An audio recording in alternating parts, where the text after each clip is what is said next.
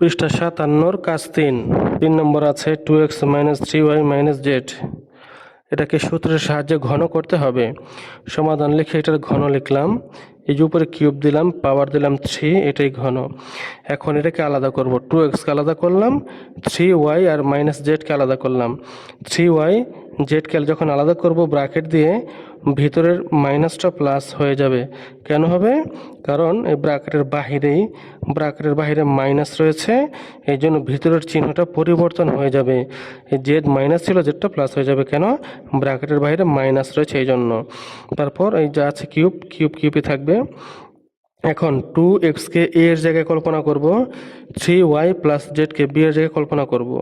আমরা একটি সূত্র জানি, a minus b whole cube equal to a cube minus 3a square b plus 3ab square minus b cube. এই সূত্রটি আমরা জানি। এখন a এর জায়গাতে 2x কে ধরবো, b এর জায়গাতে 3y প্লাস z কে ধরবো। তাহলে কি হবে? সূত্রের মধ্যে হচ্ছে a কিউব, এখানে হবে 2x কিউব। সূত্রের মধ্যে আছে মাইনাস 3a স্কোয়ার b, এখানে হবে মাইনাস 3, a এর জায়গায় 2x স্কোয়ার হবে, আর a এর জায়গায় 2x স্কোয়ার হবে, b এর বদলে 3y প্লাস z হবে। সূত্রের মধ্যে আছে প্লাস 3ab স্কোয়ার, এখানে প্লাস 3 ঠিকই থাকবে, a এর বদলে 2x, b এর বদলে 3y প্লাস z স্কোয়ার হবে। সূত্রের মধ্যে b কিউব, কিন্তু এখানে হবে 3y প্লাস z কিউব। এখন আমরা দেখব 8x কিউব কীভাবে হলো। এই যে 2x কিউবের মানে হচ্ছে 8x কিউব, কারণ কিউব 2কে দিলে হয় 8, আর এক্সের কিউবটা এক্স পেয়ে যাবে। তারপর এখানে দেখি এই -3 এর সাথে গুণ রয়েছে 2x স্কোয়ার। 2 এর উপর স্কোয়ারের মানে হচ্ছে 4, 4 এর সাথে 3 গুণ দিলে কত হয়? 3 4 12, 12 লিখলাম, x স্কোয়ার লিখে দিলাম। তারপর 3y প্লাস z রয়ে গেল। এবার এখানে 3, এই যে ডট দেওয়ার মানে হচ্ছে গুণ, 3 দুগুণে 6, 6x লিখলাম। তারপর 3y প্লাস z স্কোয়ার, এটা কিভাবে হলো এখানে দেখি। আমরা একটি সূত্র জানি, a plus b whole square, a square plus 2b plus b square. এখানে a এর জায়গাতে 3y কে ধরবো, b এর জায়গাতে z কে ধরবো। তাহলে কি হবে? সূত্রে আছে a স্কোয়ার, এখানে হবে 3y স্কোয়ার। সূত্রে আছে 2ab, এখানে হবে সূত্রে 2, a এর জায়গাতে 3y, b এর জায়গাতে z। সূত্রের মধ্যে আছে b স্কোয়ার, এখানে হবে z স্কোয়ার।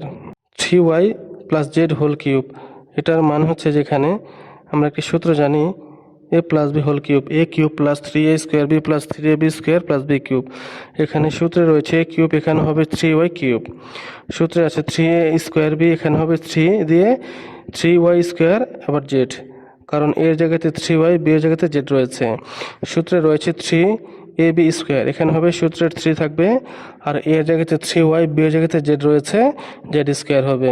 সূত্রে আছে b কিউব, এখানে হবে z কিউব, কারণ b এর জায়গাতে z রয়েছে। এবার এই যে 8x কিউবের 8x কিউব রয়ে গেল। তারপর এখানে হচ্ছে 12x স্কোয়ার, 12x স্কোয়ার, এটা দিয়ে 3y কে গুণ এবং z কে গুণ। 12x স্কোয়ার দিয়ে 3 কে গুণ দিলে কত হয়? 3 12 36, 36x স্কোয়ার y। তারপর হচ্ছে এই যে 12x স্কোয়ার দিয়ে z কে গুণ। এটা কী করতে হবে? এখন চিহ্নটা পরিবর্তন হবে, বাইরে মাইনাস আছে, ভিতরের চিহ্নটা পরিবর্তন, প্লাস মাইনাস হয়ে গেল। 12 দিয়ে z কে গুণ দিলে কত হয়? 12, x স্কোয়ার তো থাকবেই, z থাকবে, অর্থাৎ ভিতরের চিহ্নটাও চেঞ্জ হয়ে যাবে, প্লাস মাইনাস হয়ে যাবে। তারপর 6x, এখানে 6x থাকবে। 3y স্কোয়ারের মানে হচ্ছে 3 এর উপর স্কোয়ার দিলে হয় 9, 9 হবে, y স্কোয়ার রয়ে যাবে। তারপরে তো গুণ, 3 দুগুণে 6 yz, 3 দুগুণে 6 মানে কত হয়? 3 দুগুণে 6 yz হবে। তারপর z স্কোয়ার হয়ে যাবে। তারপর এখানে 3y কিউব, এটার মানে হচ্ছে 3 এর উপর কিউব দিলে হয় 27, y কিউবের y কিউব।